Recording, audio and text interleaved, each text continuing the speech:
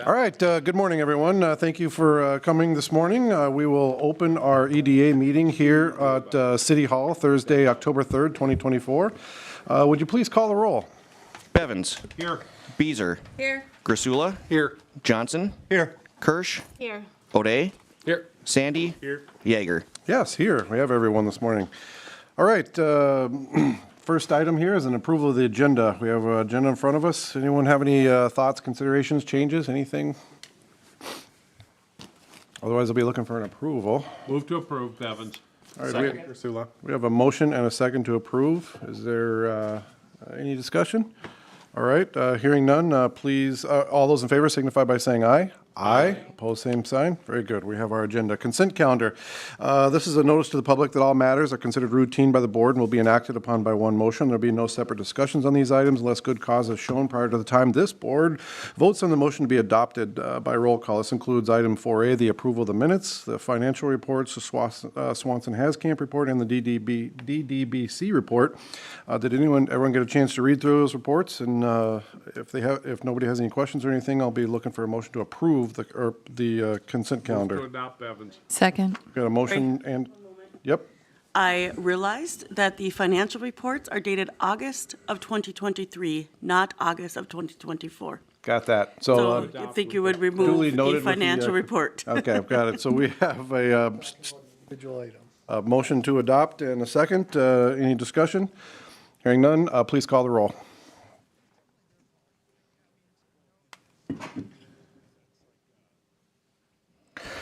Bevins.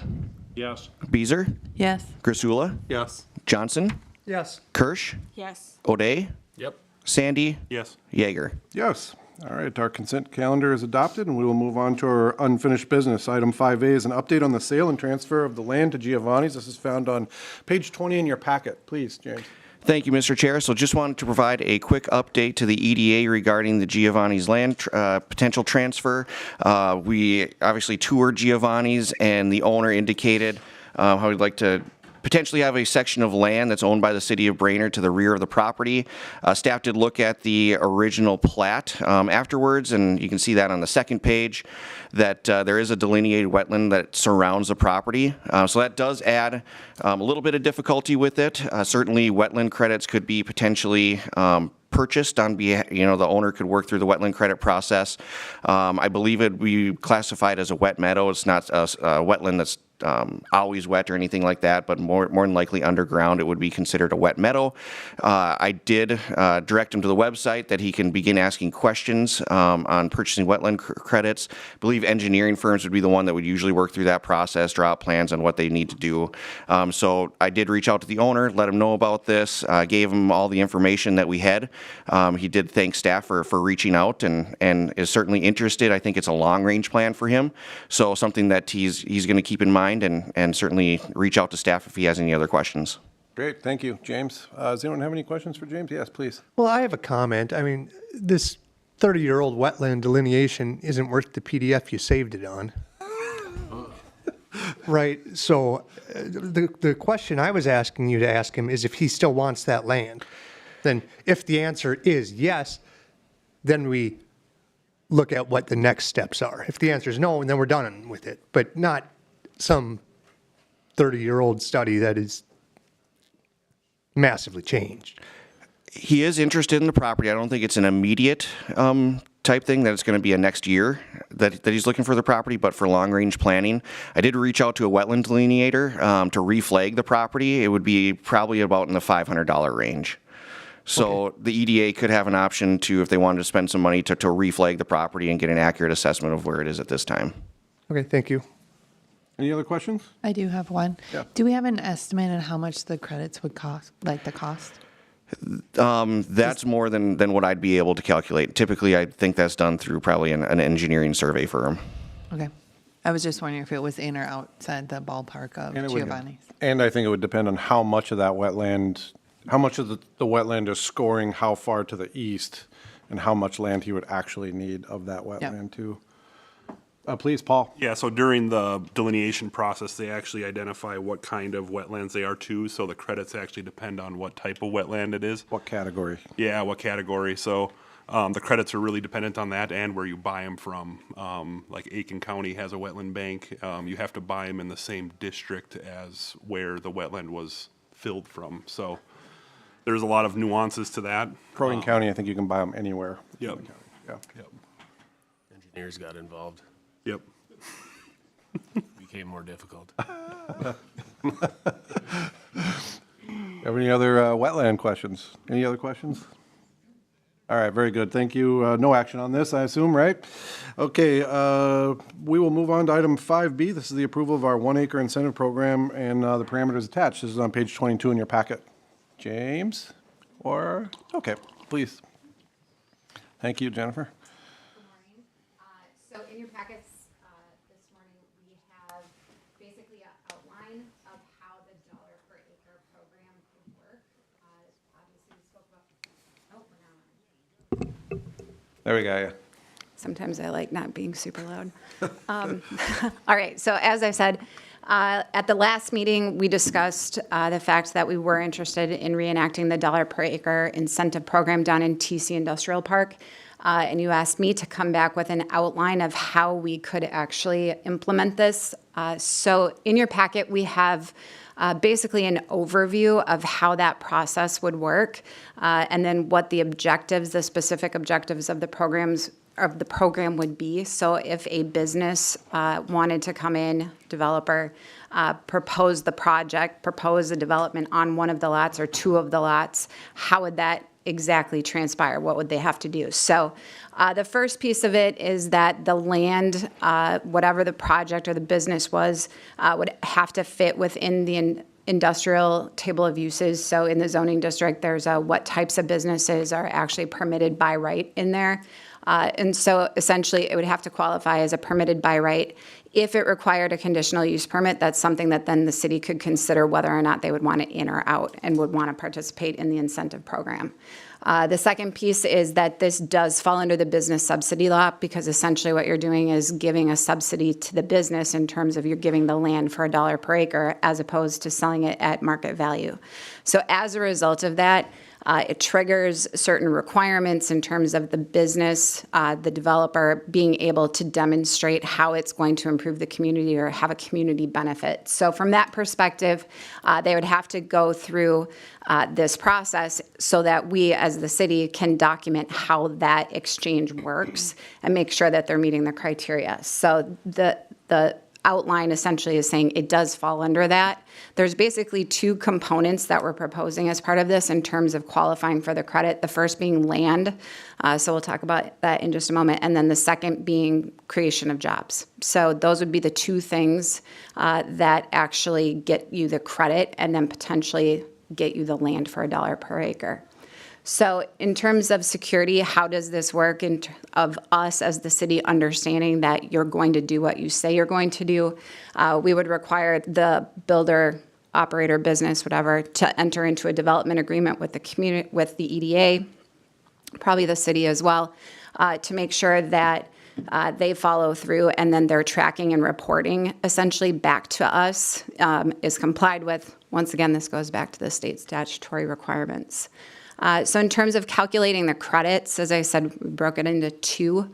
So the first one being construction credit calculations. So we would require that they have to build something on the land. So you couldn't just come in, pave it, for example, and do, semi-truck storage on it. I have a client down in the cities that is his dreams. But if you wanted to do that in the TC Industrial Park, for example, it would be, all right, well, then you need to pay market value for the property. You're not going to qualify for the credit. So in this case, you do have to build a building. We would have a minimum threshold in which they would have to build, and then that would qualify for a certain number of credits. So then the second would be the creation of jobs. And basically the way we laid this out is it would be on a case-by-case basis, partially because someone may come in, for example, and want one of the smaller parcels that would support a smaller building potentially, and then as a result, you may have less employees. So you don't want to set a certain number because we don't know exactly who might want to come in. The other piece of that is someone may come in, want to combine lots. And if they combine lots, we may want a greater investment in a building in order to offset the increase in acreage. So the way it's set up is it would be a case-by-case basis, but you'll see a little bit further down in the memo, we did say it may behoove us to set a minimum number of employees. I put 3 in for discussion, just based on what's going on in the surrounding area in terms of jobs, but that number could be whatever you feel is fit. So once someone, said, yes, we're going to improve the property, build a building for our operations, they would, to initiate the process, they would have to put a development plan application together, which we would review. That development plan application would include a couple things. They would have to have conceptually the building design that they intended to use. They would have to have site plan concepts, so we knew what's the ratio of building, outdoor storage, parking, those types of things. And then eventually would need the full civil and architectural plan set to be incorporated in. Once we had all of that information and it goes through the process, that's when the development agreement would get established. So we would calculate the number of credits based on the building, based on how many employees that they're proposing for that area or for that parcel, and then we would look at drafting the development agreement. So I took a shot at laying out what the objectives of the program were based on what we talked about at the last meeting. The first is that it would improve the value of the land. Kind of a duh statement, I realize, but we would want to make sure that whatever is being proposed is actually improving and also meets the character of the industrial park that we're after. Creates jobs. I put on-site because on-site meaning they all, it's like home-based, not necessarily that they have to perform the job there, realizing that we may get contractors, for example, in this particular area, and then that it contributes to the tax base. So those were what I identified. If there's others that you would like to add, we certainly can do that as well. In terms of minimum terms, as I said, we thought project by project would be the best way to approach this for the reasons I stated before. And so we essentially would be asking whoever that purchaser is, whoever the business operator is, to demonstrate that they intend to build the structure. I, again, picked a minimum of 3 times the value, partially because if you're financing a project, that's oftentimes what a bank will look at in terms of the investment. So they want a 3-to-1 ratio. Even though we're saying we'll give you the land for $1, obviously there's a market value to the land. So as part of this, we would get an appraised value of what the property is, and then use that as you need a 3-to-1 ratio based on what the market value of that land is, not the dollar. So it's not saying $9. It's saying whatever the market value is based on. Job creation, once again, case-by-case basis, but we may want to say something along the lines of you need to create at least 3 jobs or whatever that number might be that you feel is appropriate. The last is the land value or the commission. So obviously we have a broker contract with you as well. So the idea is that whoever the buyer is would be responsible for paying the broker fee. If they're using a broker, they would have to pay their broker as well. And that would be based on what that market value is, the assessed market value. So next page, I think that goes on. So, and then lastly, there would be an application fee. The $10,000 is to cover, obviously, there is quite a bit of legal work that needs to go into this, into the development agreement to make sure that we're tracking it and how that tracking occurs. Once again, it's a requirement of the state to make sure that we're performing the duties properly and that they are meeting the contract terms that we establish. So just an overview of the process. You can see that an interested party would inquire about the program, what sort of this terms outline is.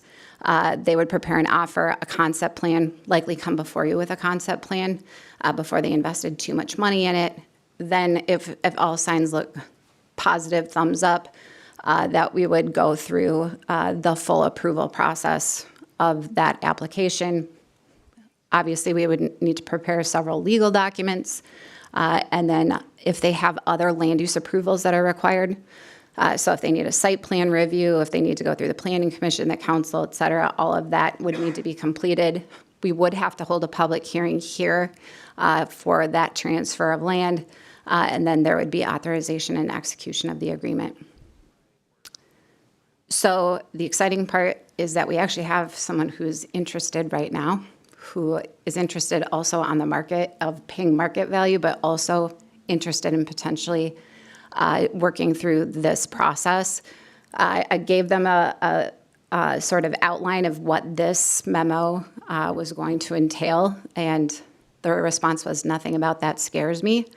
So I thought that was a really good sign, and it's a business that I think would be really great down in the area. So with that, I will turn it back over to you for any questions. Thank you, Jennifer. Does anyone have any questions for Jennifer?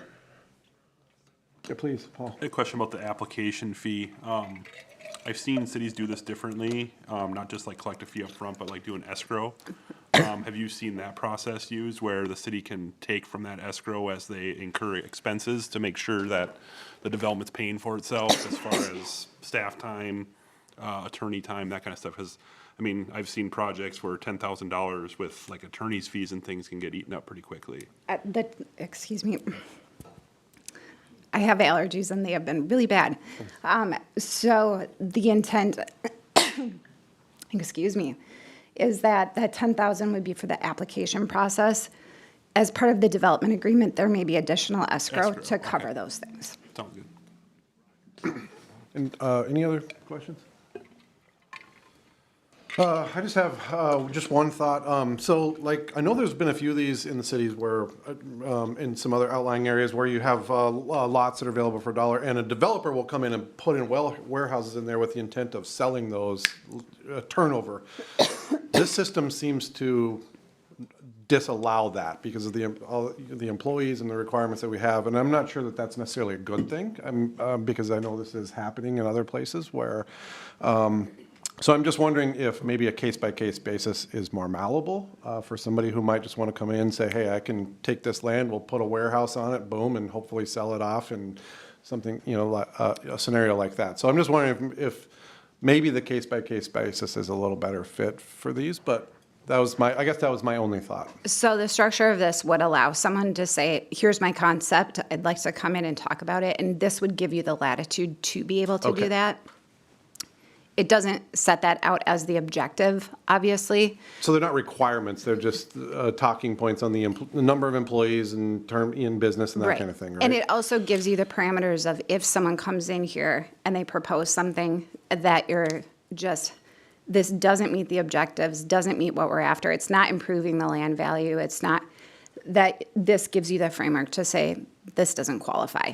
Okay. Right? But if you wanted to provide an exception, just like when you look at the criteria or the objectives, in my mind, they would be ors, not ands. So it would be, you have to improve the land value, or you have to provide jobs, and if they do multiple things, then from your perspective, you might be like, this is great, absolutely, you're in. Or if it's only one, and the rest isn't really hitting what you're after, it gives you the structure and framework to be able to say this doesn't qualify. Got it. And I'm assuming that would be similar to, so there really isn't anything for performance standards in the performance standards as far as like time frame, saying you have to run this business for 3 years or 5 years or 6 years. It's pretty open-ended. Someone could come in, put this, boom, and then they're gone, and out of there in 2 years, sell the land.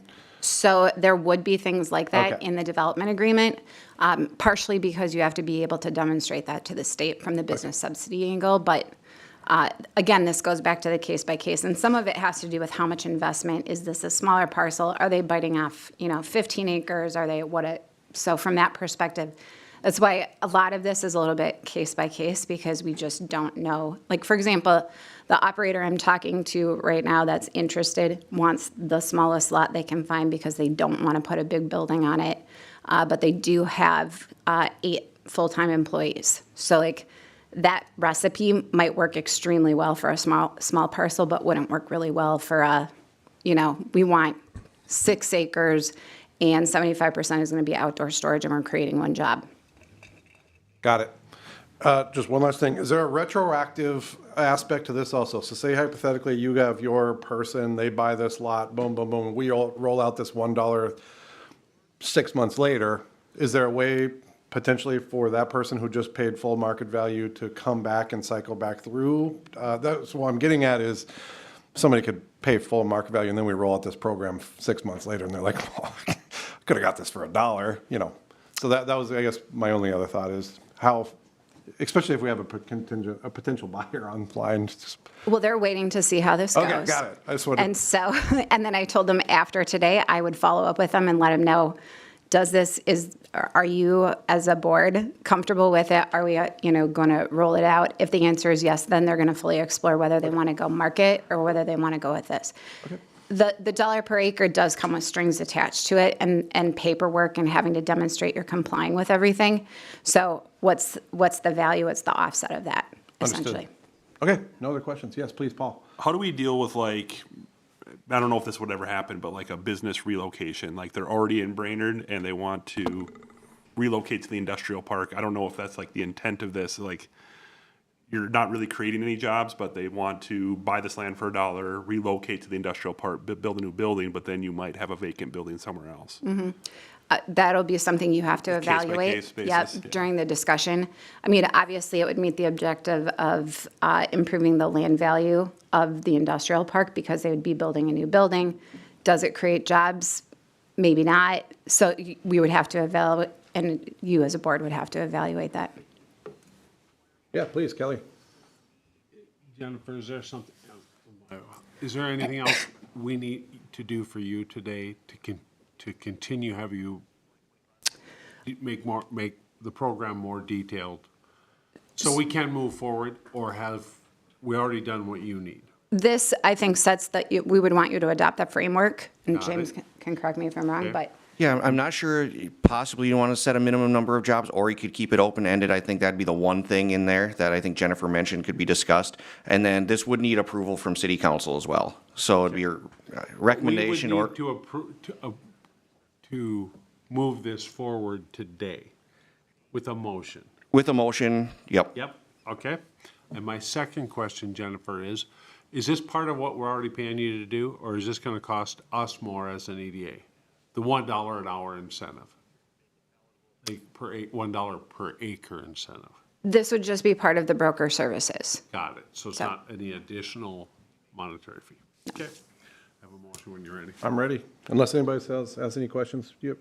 Well, I was just going to answer Paul's question. We had Anderson Brothers apply for this similar program 4 years ago, and the board at that time was happy to approve it, and they were just basically transferring jobs from their existing site in town to develop the rest of the industrial park. So we can decide, with this program, we can decide similarly, but I think it's well thought out. I like it. It also leaves us the ability to look at this as a fluid document if something comes up and go, whoa, let's add this to the program, like put all the stops on this type of thing. So I think it's fine. I think it's great.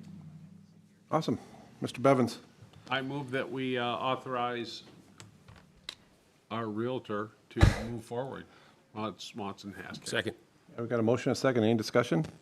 Hearing none. All those in favor signify by saying aye. Aye. Opposed, same sign. Very good. Thank you, Jennifer. All right, our next item here is new business, is the review the concept plan for Trailside Park. This should be on page 25, I believe, in your packet. Jennifer, please. It's me again, so I figured I'd just keep standing here.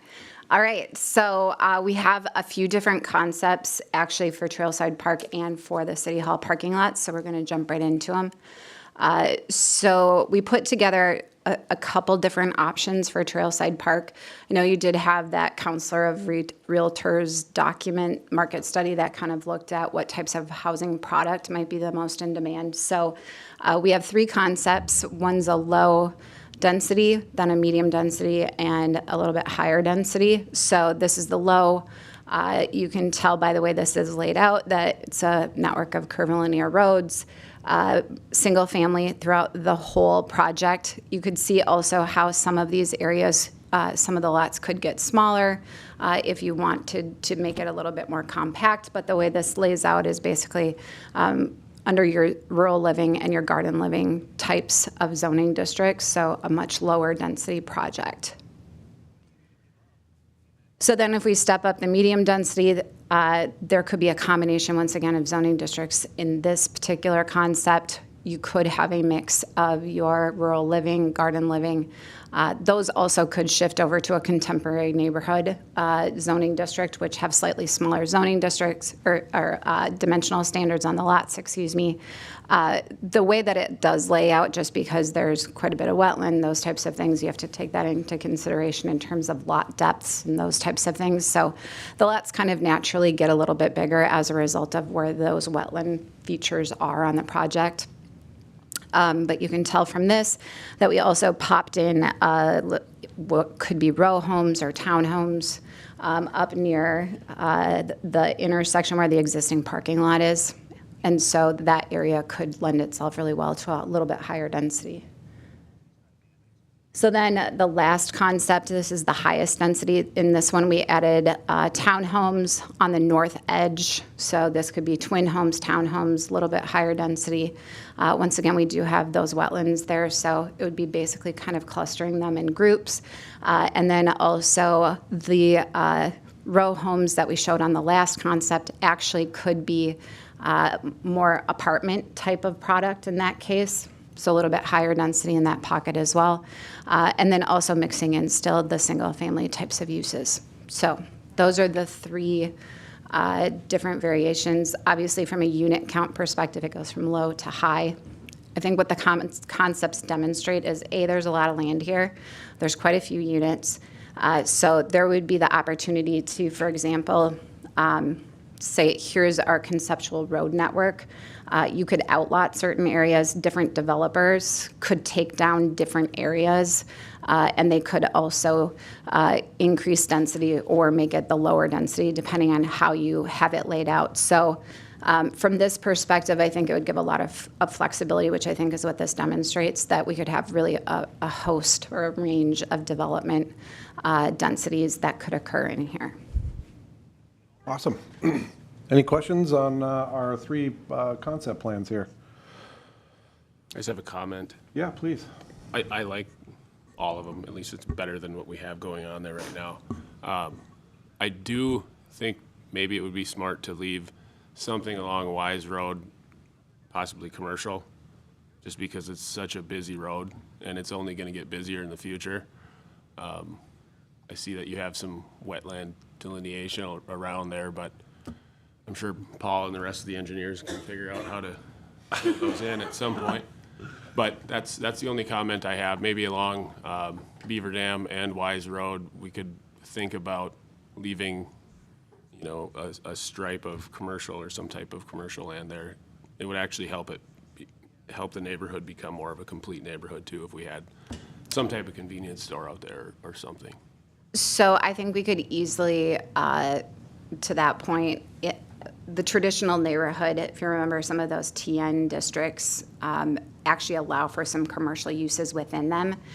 So we could actually sort of, I always use the term blob, which is a very technical term, I know, but we could blob out that area as this is more of a traditional neighborhood type of configuration, and we are encouraging retail commercial types of uses. So we could easily do that as well, especially on the, you know, the medium and the high density concepts. And typically municipalities can do whatever they want with wetlands, in my experience, so I think we're probably good there. Just any... Really, up here, is didn't there know any, is there any, like, since the beginning of time, higher density is an easier project to sell? You're spreading the municipality, or the, you know, the undergrounds over more lots and so forth. Would there be anything on from your side that would say the higher density has disadvantages from the saleability or from any side of this? Mostly just the market. So whatever is the most in demand from a home buyer or home renter perspective will also drive it. So there's no negative, I don't think, but it's certainly from the perspective of what's actually the product type that's in demand. Right. Higher density, obviously, to your point, in terms of commercial and having some of those conveniences nearby, if it's not an amenity rich from I can walk to grab my milk or whatever it is, sometimes those multifamily uses don't want to be there as much. They would prefer to be a little bit closer in. So I think it's really a market question. And obviously we're seeing a lot of ebb and flow in the multifamily market right now in terms of, when interest rates were higher, apartments have basically died in a lot of ways. There's not been as much new construction, but with interest rates coming down, I think we're going to see a little bit more of that coming online. So I think it's a market question more than anything. Okay. What's our next steps? I guess any comments, if there's anything you want to see changed from this? This is kind of the preliminary concept. Jennifer could certainly change something around for the next meeting to display that, but if you like it, it would be a motion to approve them, and then we get those put on the website as well. Okay. Paul, please. I think we're gonna maybe have, like, Jesse or someone talk to the county engineer about access points on Wise Road and that close to the roundabout. That is something that, Yeah. just looking at this, I don't know if they would allow an access that close to the roundabout. And the two accesses on Wise Road right next to each other, that might be of concern to them, given the traffic count. I agree. The loop could easily be made. You can Into see, one, yeah. you can see how, again, it goes back to you've got wetlands there, but you could easily see how those two cul-de-sac roads could actually just connect, and then the orientation of those lots flip north-south. So that's an easy change. I looked at that yesterday and was like, not sure if that's 100% really, it's just very close to the roundabout. So I think the access that's further to the west is more likely. It's obviously snugging up to the wetland, but it's not quite there. So I think that access point is likely more suitable. And then the one that's further to the east would be removed, and you'd connect those two cul-de-sacs. But the idea is generally, we're going to put these on the website and let them sit. No reason we can't have all of them on there, right? Yeah. Okay. Yep. Yes, please. Generally, I agree with Mike that I think maybe some commercial development on the edge of it, but whatever, we can change that when a developer shows up. Do you know approximately how many miles of streets and pipes this represents? I can get a calculation. That'd be nice. Yeah, we can certainly do that. Anything else? All right. I'm seeing some head nodding, so I think you have general approval here to keep going with this, so. We'll probably do, I'll take this high-density concept, modify it slightly, I'll connect the road on it, and then I'll add a little commercial sort of, and then that could be a fourth sort of, And I agree with you, and we'll probably just remove that second road stub in all the concepts, and then we'll update that. But it will conceptually look the same as what we've got here, so. All right, perfect. Thank you. We need a motion. Oh, do we? Yeah, you asked for a motion, right? I think so, yeah. Okay. Do we need to talk about the City Hall parking lot one in addition, or are we looking at these separately? I would say separately. Yep. Yeah. Chair, Yes, please. I move to authorize that we move forward with putting the conceptual plans for Trailside Park on the website. And we have motion and a second. Any discussion? Hearing none. All those in favor signify by saying aye. Aye. Opposed, same sign. All right. We'll move. Motion carries. We'll move forward with that, and then we'll talk about our annex. So this one was actually really fun to kind of take a look at of how you might be able to look at this sort of in an integrated way with the annex building, and then also with some new development that might happen on the corner. So we've got three concepts here as well. The first one, well, I should say all three of them we're looking at making modifications to the annex building, but actually keeping the historic part, I would call it, of the annex building intact. Which could be converted back into office or whatever it might be. But there's some expansions that occurred to that annex building that if you took those out, it actually frees the site up in terms of circulation and parking. So in all three scenarios, we did that, but kept the historic structure. So in this first option, this is sort of the maximizing the surface parking lot option, for lack of a better way of saying it. So in this case, we'd be looking at a three-story building that would be on the corner of Laurel and 6th. The parking would be behind it. There are quite a few parking stalls here, which is the good news in terms of if you were to introduce, 24 to 36 units on this corner, you would have parking. The annex building would obviously be converted back into either office space, or you might be able to convert actually the second story in particular into an apartment. I was in it. It's quite compartmentalized in there, so I think there would be opportunities for that, and you could have some office space on the main floor. So this is our first maximizing the parking. So I know how everybody feels about parking around here. Concept. The second concept. Question, Kevin. How many parking spots do we have out there currently? That's a good question. I did not count. I can work on counts right now while you present the next one. I just bulldozed Parking it Commission over. knows this. It's somewhere. We have this somewhere. It was counted once. It was counted once. It was It counted was. daily once for a while, so. All right, That's please really continue, funny. yeah. Yeah. So, all right, concept 2 is similar, but would leave actually the back part of the annex building, so, but still remove the portion that connects with City Hall, once again, to make circulation of the site a little bit more functional.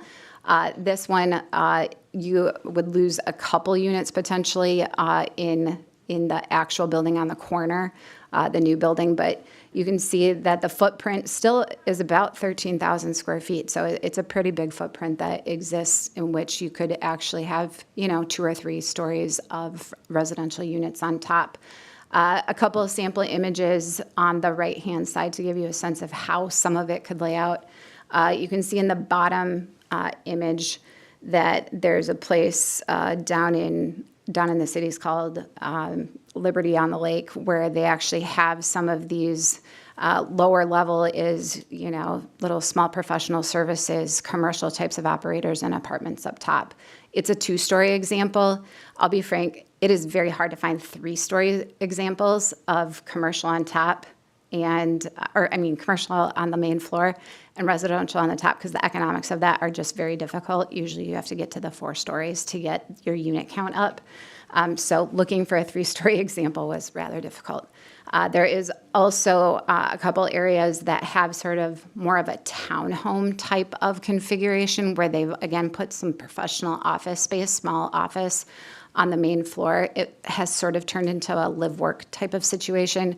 And then the upper floors are a larger townhome type of residential unit. So that's some of those examples on the right-hand side. But you could see how some of that could work here on the intersection of Laurel and 6th.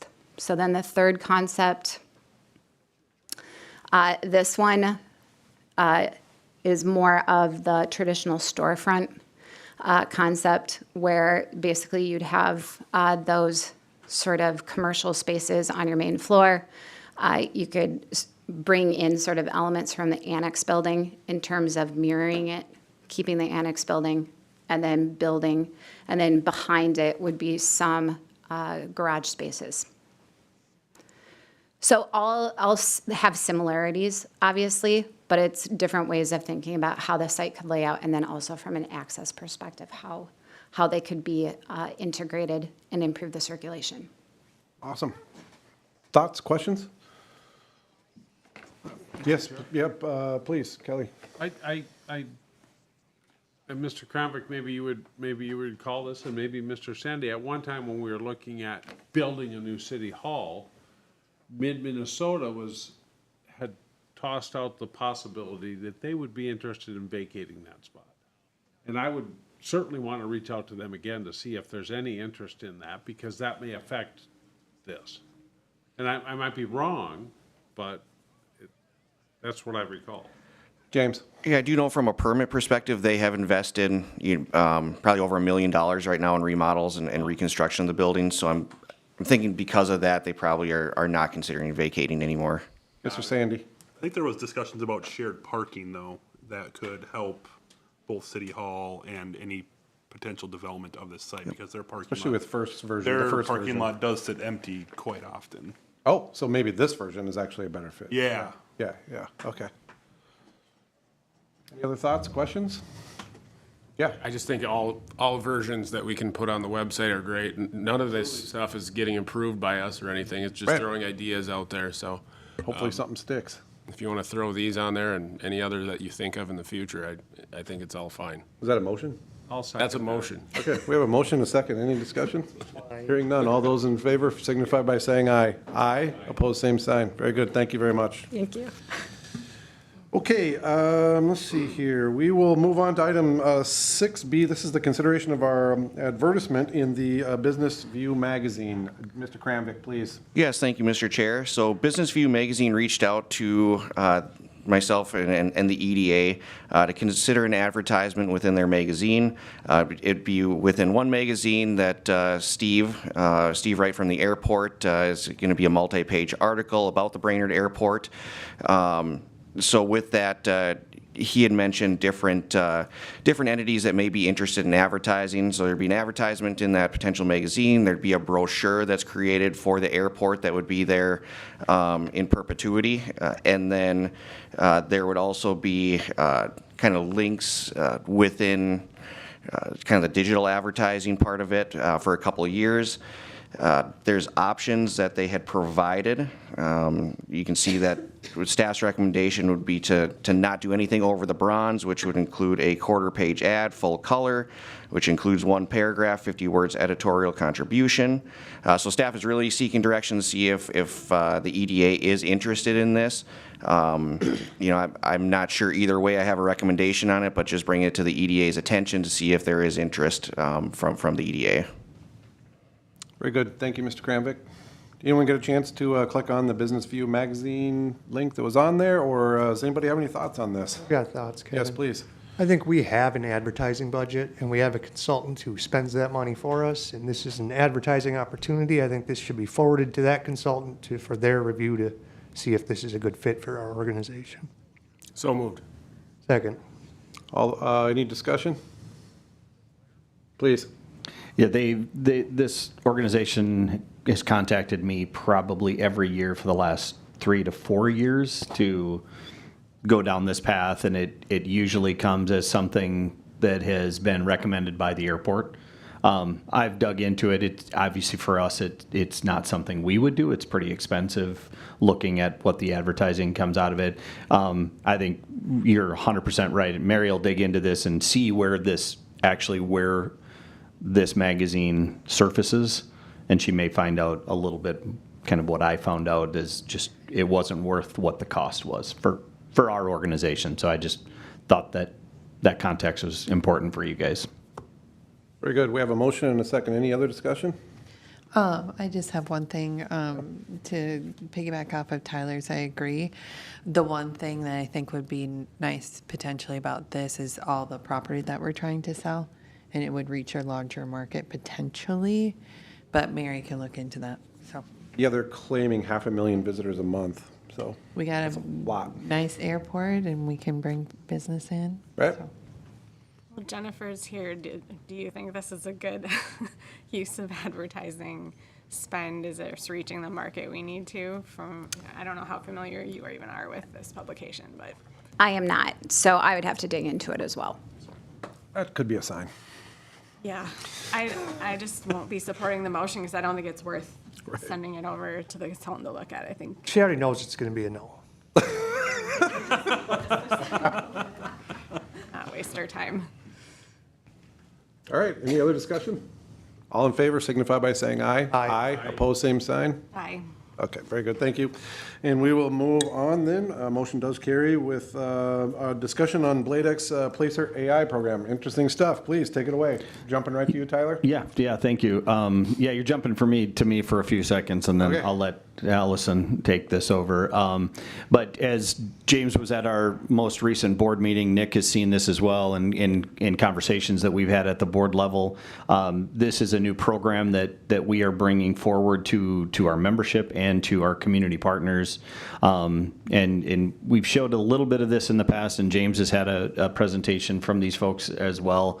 Placer is a foot traffic analytic database. I know that Marie has utilized this information for the DDBC at about 1.5 years ago, I believe. Allison can correct me if I'm wrong on that. But we are with this.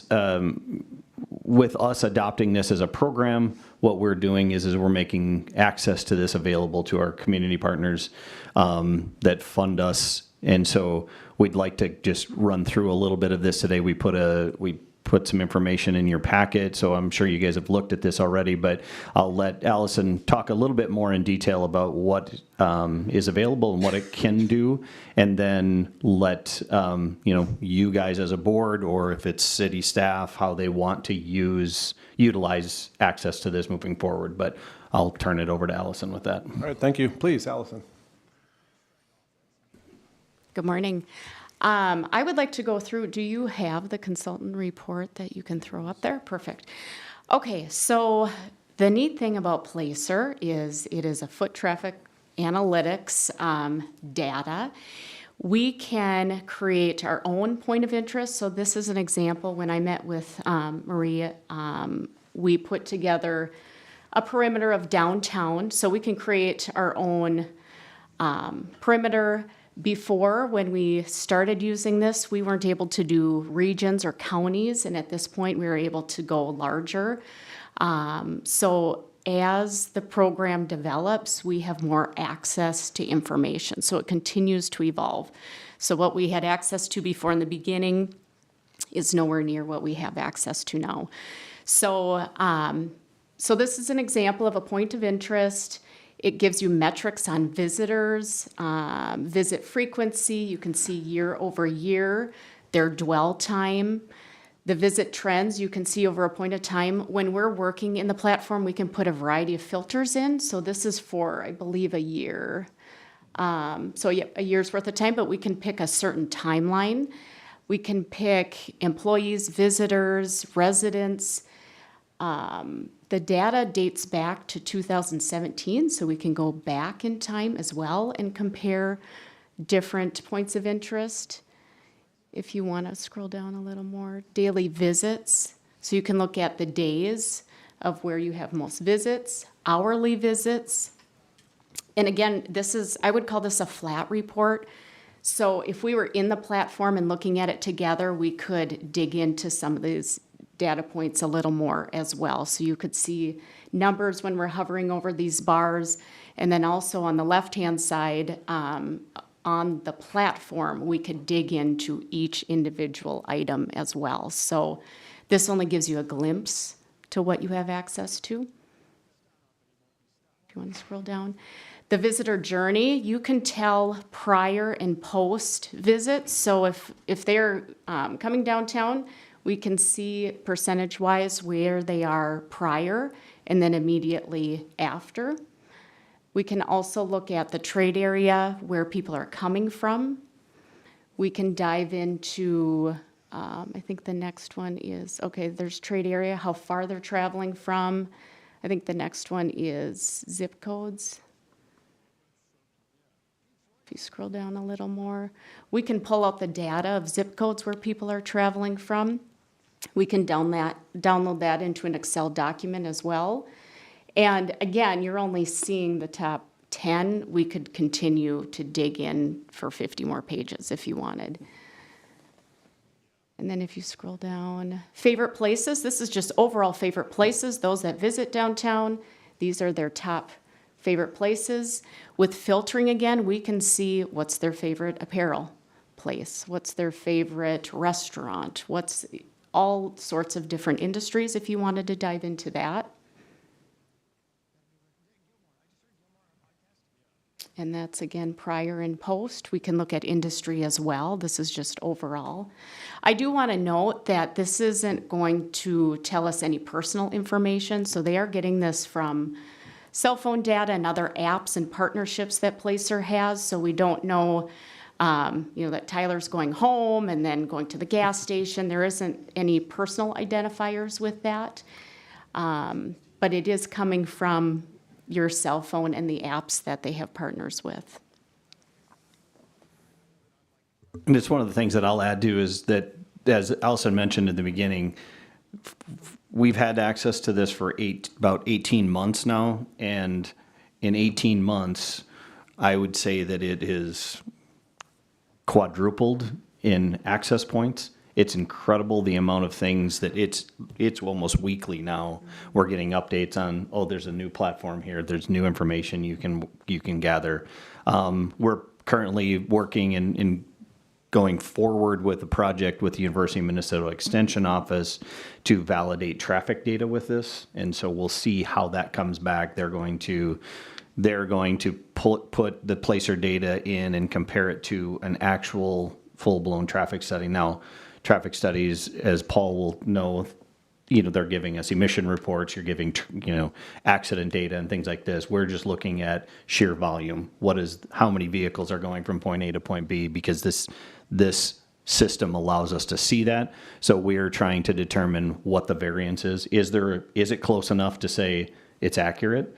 And the university wants to understand this so that they can push this process a little bit farther. But it's just something we've started to, as we continue to use it, Allison gets a lot more requests. The board asked us to put a process in place because of the amount of time that it takes once someone really wants to dig into this, and the amount of time of Allison's time or our staff's time. And so we put some parameters behind how we'll disseminate it to our membership and to our community partners. So we wanted to show it to you guys today, and you've seen some of this, but James has seen it as well multiple times. Just open it up and say, how do you guys want to use it? And today is not the day to go, hey, we want to use it for X, Y, and Z, but I think it's a kicking off point for us to say, what can you guys think that this can do? What can the city potentially use it for? And knowing that it's now available. Awesome, thank you. Yes, please.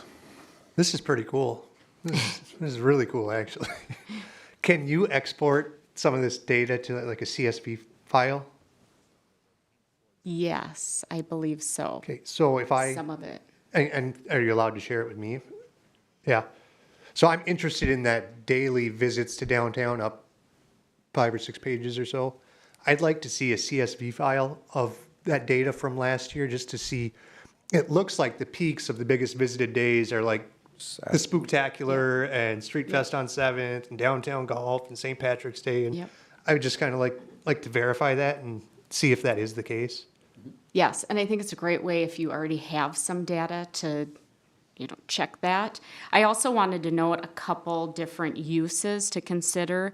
So again, with some of the data, you can see what might be a good business to attract downtown. Where are people leaving to, and how do you keep them here? Walmart. Walmart. Events is a really big one. The feedback that we've gotten with events is they've been able to secure larger, more quality partnerships. And then, again, with that data, they're able to communicate their impact and who they're bringing into their event. Boosting tourism. Marketing is a really big one. You can use a lot of the data to make informed decisions or test some of your marketing. Unmet demand or grants. If there's certain grants that you need data for, this can be a great tool for that as well. So lots of different things. And again, in 6 months, we may have access to something different that we don't even know about yet. So we just continue to dig into it. And if there's questions, or if there's some sort of problem you want to answer, a question that you want to answer, we could bring it back to Placer and say, how do we find this information? If it is in relation to foot traffic data and people and where people are going. Sure, perfect. Any other? Yeah, please. I see this as a potentially good resource. I need to dig in to understand better, what these data points are. For example, can it tell if it's like a local versus a tourist, or is that something they can't really get into with tracking they're doing? Yep. So, and then some of that is people maybe living more down there general that with the zip codes and where people are coming from. We have visitors versus residents, but I believe that residents is, visitors or residents. So some of those filters, so if there's a specific question that you have, and if I'm unsure, I have a direct link to Placer, and we meet on a monthly basis, and I bring those questions to verify that. So we certainly could look at that.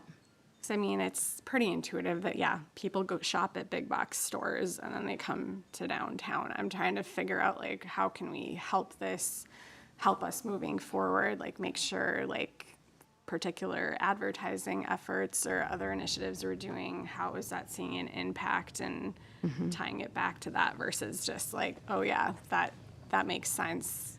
It makes sense. There's more people, there's spikes in visits on like popular event days, but I'm interested in looking at like what are other patterns that we can look at to help like boost that and keep driving more traffic to downtown. So Yeah. I'm definitely interested in digging into it more. It's a little scary to me, the amount of info you can get.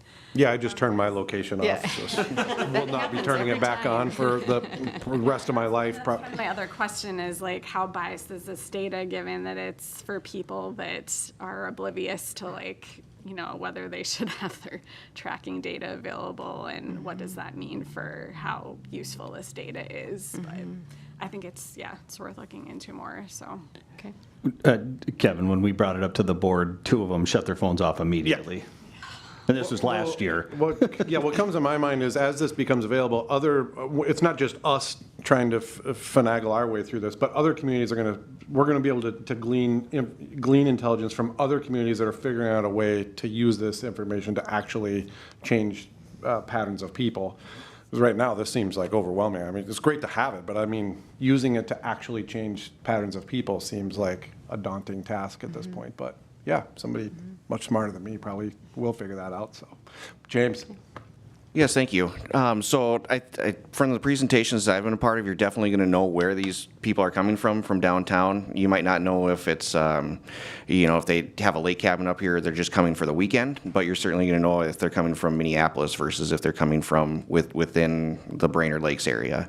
And then I had asked Bladek to do this presentation kind of after the board meeting that I had attended, just to start brainstorming of what the EDA could potentially use this. I picture maybe bringing this back in a couple meetings after you guys get a chance to kind of think about it, what some of the uses might be, so then we can, really ask Bladek then to, create a report that the EDA is looking for. So, kind of be thinking over the next couple of months what we maybe could utilize, and staff's going to be certainly thinking as well, and we'll bring it up in the next couple of meetings. Okay, very good. Thank you. And if you have questions in the meantime, Gabe, as to your point too, just give us a holler. You can pop in and you can sit down and run through it. There's, again, a lot of this, falls onto Allison, so it's, some of it's time consuming, but it's also, once you get to these points of interest and start kind of narrowing it down, once those conversations happen, the filtering process becomes a lot easier. So. Very good. No action required here, so we will, unless anybody else has anything further, we will move on to our goal setting. This is found on page 40 in your packet. Please, Mr. Kramvik. Thank you, Mr. Chair. Sorry. Yes. Can Tyler touch on the 210 stakeholders? Oh, meeting? Yeah, we're moving that. Matt and I are going to have another conversation and try and identify some times early in the year to put some public meetings together. Feel like after discussions with Matt as we went down this, when we set these things up through MnDOT, when we had the original meetings on this, it felt like a really good platform to get just to get people into the room to start having conversations. And then from that to narrow it down to who are our key stakeholders with maybe setting events, after that Alex conversation, what do you want it to look like? We're a year and a half out from this right now, but it might not seem like that's really that far off. But all things considered, our goal is to hold a couple of public meetings regarding how do we want this to potentially look, and then get the right stakeholders. So we're probably I guess I kind of volunteered for this, so we're probably the right people to drive this initially, and may morph into a different group of people leading in, programs or concepts around how you want to continue to drive people downtown or events through the construction period. Because the first wave of this, the wave that's going to come downtown, correct me if I'm wrong, is 27, correct? The first wave of this is West Brainerd coming towards the bridge, correct? I think it's 26. That's 26, and then 27 is 26, 27. through here, yeah. So we're going to continue, we're going to move it forward. Matt and I will put together an initial plan to have an initial meeting, sorry, you used the word initial a couple times, but have that in early 2025.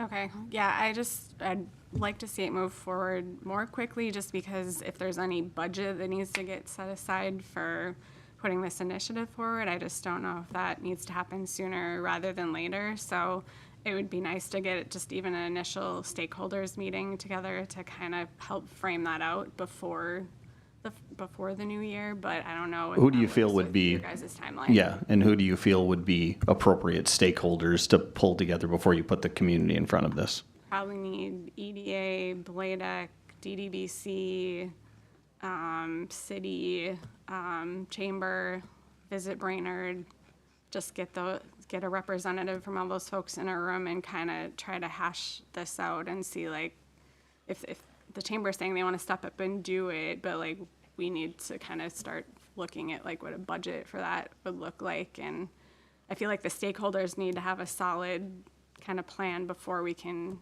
kind of start bringing in the public, is kind of how I see it. Okay, I'll have a conversation. We'll try and see if we can get something pulled together in November to Like I have said, that this group. is going to be here before we know it, and Yep. I think moving faster is the way to go on it. So Yep, no problem. thanks. All right, anything else? All right, goal setting. James, please. Thank you, Mr. Chair. So the EDA is kind of coming at the end of their 2-year goal cycle at the end of 2024 here. Staff did list a whole bunch of completed action steps in there. I won't talk about all of those, primarily taking a look at the ones staff is looking to remove, as well as some of the recommended action steps to add to the goals as well.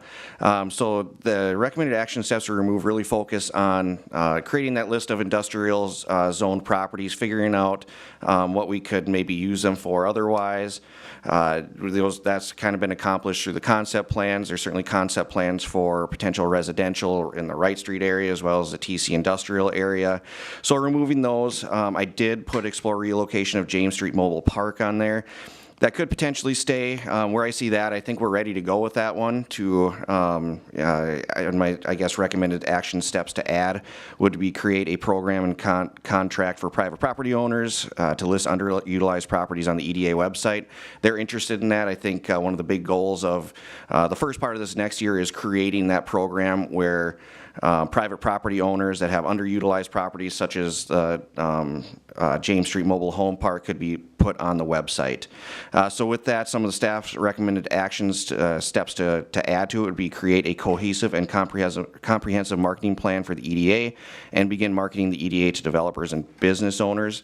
Now that we have a website, it's been great. Jennifer mentioned the person that was interested in the potential industrial park property on TC Drive. It was great to be able to talk to them about the process, but then also direct them to a professional website that showed all the available properties, and then direct them to our realtor. So that process has been good. I think it's going to be great going forward. But I think the next step is really trying to market our website, market our available land. So I think a good portion of our goals in the next 2 years should be focusing on that, as well as some of the funds from the EDA. Next would be to create a program, again, and contract for private property owners to list underutilized properties on the EDA website. Develop and propose programs to address the needs identified from BRE interviews, specifically related to childcare. I think that we did hear that. Housing is obviously big. We continue to work on that. But from some of the interviews that I had done, childcare seems to be a major issue. I know we've had a couple close as well in the area. So looking at, we've looked at the Central Business Incentive Program, the facade program. I think maybe in this next couple of years we look at and see what we can potentially do as an EDA for childcare to address some of those needs. Next would be to market and advertise a yearly facade improvement grant program. I do think that it was successful last year, and something that we could continue to do over the next 2 years. Also, to conduct quarterly EDA business tours. I think putting this as a goal for the EDA would be great. I think it was well received from all the businesses that we did visit. And then number 6 would be to maintain and update the website quarterly. So with that, those are the staff recommended action steps, and I sent out a sheet of paper. I don't know if you guys filled it out. You could turn that in to myself. Otherwise, just have a discussion on maybe some of the action steps that some of the EDA board members would like to add as well. Very good. Thank you, James. All right, guys, how do we want to do this? We want to talk through removals, additions separately, to have one conversation about this, just kind of globally speaking. How do we want to attack this here? Staff is looking for some insight from us. If anyone has any thoughts, yes, please. I like everything that Mr. Kramvik has mentioned. I think we should continue with pretty much everything that we've done this year. I want to get to a point where this body meets to approve sales of property. That's what I feel like we should be doing. We've had a ton of work to get to that point. I feel like we're almost there. So for me, the goal for this body, and that puts a little bit of pressure on Ms. Haskamp. She loves pressure. That's good. She's But I think the goal for me, the way I see this, is to offload as many city-owned parcels as possible. And how we do that, I'm not 100% sure, but I think it's website optimization. It's working together with all of our partners in communication improvements, however we can see that happening. I was on the website yesterday just looking at things, and I think it's set up pretty well to get some traction, get some attention, but we obviously need to add more properties, and just making it as easy as possible for those people to, once we start adding public property that we're trying to help market, delineate that from city property and keeping those options very obvious that, yes, you can apply for certain things with this property, that property, whatever. Getting into the weeds there, but mainly I just want to see properties move in the next year, as many as possible. Yep, thank you. Anybody else? I just, going back to just, I don't know if this is adding it as a goal or just an kind of umbrella over everything, but it just would be really nice to have some key performance indicators, just some baseline numbers that we can look at from year to year to just have a way to track, like, are we moving the needle on any of these things that we're wanting to prioritize, increasing housing, adding more jobs, more child care placements or more child care openings and that sort of thing. So if we can just be tracking those on a more regular basis, and I'm like, start small. I don't want to be spending all our time on reporting, but if there's some like easy things numbers we can pull just to kind of track over time, like what's the effect that this is having, that would just help me feel better about the work we're doing and knowing we're making progress on these things. So that's my main ask for moving forward. Anybody else? Okay, so, yeah, I was just, my thought is, when I read through the 5 goals, they're still basically the same. I think you can change out the boxes of our strategies and action steps, but I agree 100%. We were doing, and I think that we did have some quarterly reporting where we were asking our partners to come back in kind of quarterly and give us an update on where they are in that year's strategies. I see that moving forward, right? I don't think anybody's talking about removing that, right? So, but agree with you, because I get asked all the time, what do you guys do? And it'd be great to be able to like, well, here it is, boom, this is what we've done, this is what we've got done. But I agree 100%. Selling properties would be the key thing. Okay, and so if anybody filled out any of the goals worksheet, you can turn them into James after or send them after. But for me personally, I wanted to have this discussion before I did mine, just to see how the group was responding to this.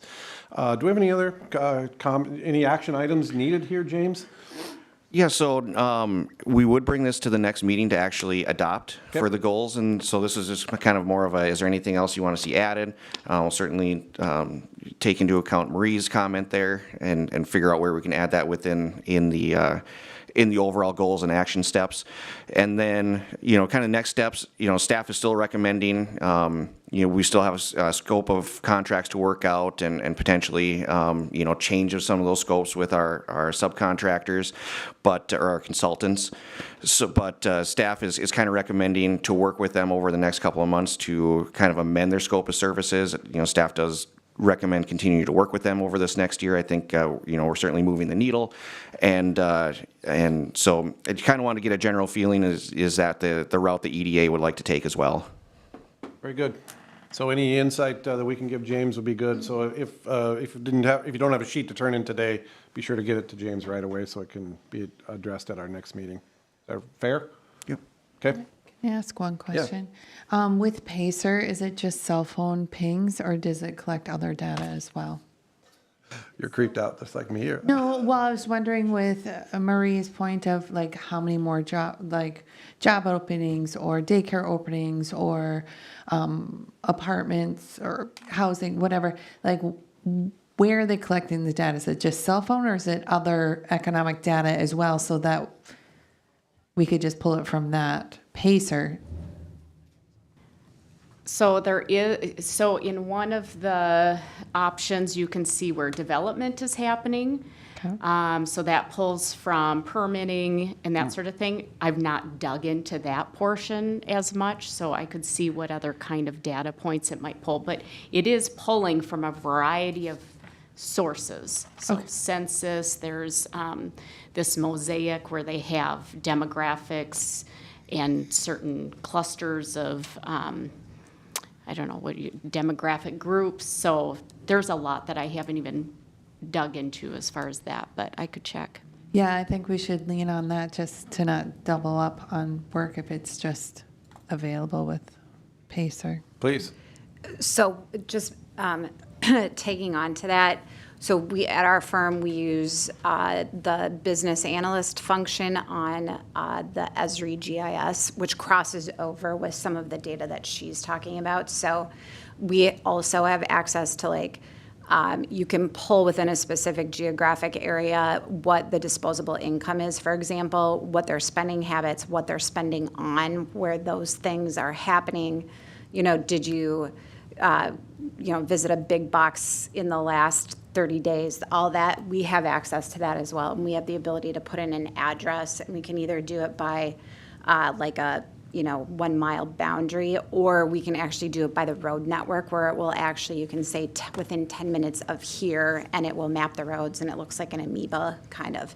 So anyway, for what it's worth, we have all that socioeconomic data as well and can tag on with it. Oh, good to know. James? Yeah, so it seems like there is some, at least general consensus that we'll bring the goals and action steps to the next meeting. I'll work with consultants to amend the scope of services. They'll come like they always do each year to talk about what they've done, have they met their goals of their scope of services, and then present a potential new contract to the EDA. Yep, and then keep in mind the adding the updates. Some quarterly, maybe? At least quarterly. Performance updates, some version of that. Yeah, perfect. Okay, anything else? All right, do we need a motion on this? Nope, very good. All right, we'll move on to item 7. This is our staff reports. Who'd like to start? Nick, anything? No, sir. Connie? Just letting you know that the city council set the EDA preliminary levy at $186,812. This was not the request of the EDA, but it is the same amount as the levy for 2024. And so at our next meeting, we'll have to work on allocating that budget out by line item so that we have a budget to adopt. Very good. Thank you, Connie. James? Yeah, just wanted to update the EDA on Planning Commission, what they're working on right now. So they're working on design standards, trying to figure out exactly how we want buildings to conform, specifically in our traditional neighborhoods and contemporary neighborhoods with that infill development. It's been successful. We've seen a lot of infill development in the past couple of years, a lot of duplexes being built, but there's a few things that we might want to see enhanced on their facade to kind of match some of the surrounding buildings. So we're working on that, and then the other big part of that is working on the commercial corridor district and the potential for mixed-use development. That's something that was an EDA recommendation for the Planning Commission to work on. So we continue to work on that, and it's probably going to look something like our Main Street district downtown here, where there's no residential on the first floor, but then there'd be residential on the above that. So that's what the Planning Commission's working on. Very good. Thank you, James. Eric, I know that you have a propensity to both good news and bad news, so why don't you hit us with the bad news first, and we'll finish up with the good news. It's like you knew there was bad news coming. Yes, sir. Thank you, members of the commission and Mr. Chair. The update from Workforce Development Grant Program that we've been looking at for our redevelopment project at 805 Laurel and Outlot F over in Brainerd Oaks did not get funded for either project from Minnesota Housing. Very disappointing to hear that. Developer was very surprised, especially on the 805 Laurel project, that there were not any dollars that were put aside to that. As you may recall, about 39 million was up for grabs, 90 million in applications, 48 applicants. They funded about 26 of them, I believe is the number. Nowhere in Crow Wing County received any dollars. Closest that we saw was in Aiken County. Largest dollar awardee was just under $8 million up at Grand Rapids, so the dollar figure wasn't something insurmountable. If you recall, they were looking for about $6.5 million for that project, so it wasn't a dollar figure. Alexandria got about $3 million. There were some pockets of larger dollar projects that did occur. Right now, the developer is waiting to see back what they scored on and how the scoring came out. James, Nick, and I did meet with the developer over Zoom yesterday to discuss next steps. The good news is this isn't over. This isn't, hey, let's just throw up our hands and be done with it. We've come too far on this project to let that happen, and I know that's a huge goal for me, my organization, a number of organizations, the city of Brainerd, to try to get that thing to move forward. We are looking at some other concepts. The good news is, as well, construction costs have come down a little bit since they rebid that by about 7%. Interest rates are helping, as we discussed earlier in the meeting. About 30 basis points decrease coupled with a 7% decrease in housing or the construction costs already gives us another $1.5 million closer on that gap. So the gap was about $6.5 million. It's actually down to about 5.3. I know that math isn't exact on the 1.5 difference, but the developer is still very interested in doing something. We are looking at maybe conceptual plans, changing them up a bit to find some savings. We don't know yet. We are going to meet again in a week, and we're going to keep moving this thing forward to try to get something workable. There are some other programs that might have some funding available as well. So disappointing, not just for 805 Laurel, but certainly for Outlot F over in Brainerd Oaks. We're going to work with that developer as well to make sure that that's a priority to get about 18 units built out there. So other than that, disappointing news. Not all is lost. We will continue to work to that and see if we can bring that to fruition.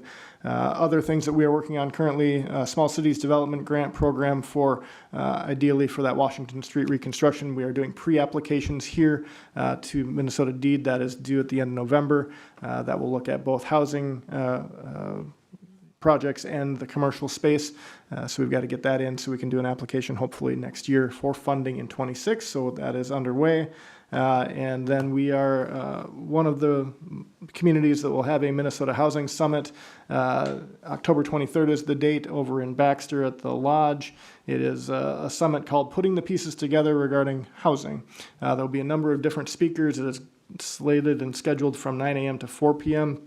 I will get that information to James and city staff if anybody is interested in joining in on that. I think it will be well received, as Jennifer Bergman is the driver of this summit with her work over at Minnesota Housing. She said there's already 60 people that are RSVP to go there, so it should be well attended from the region.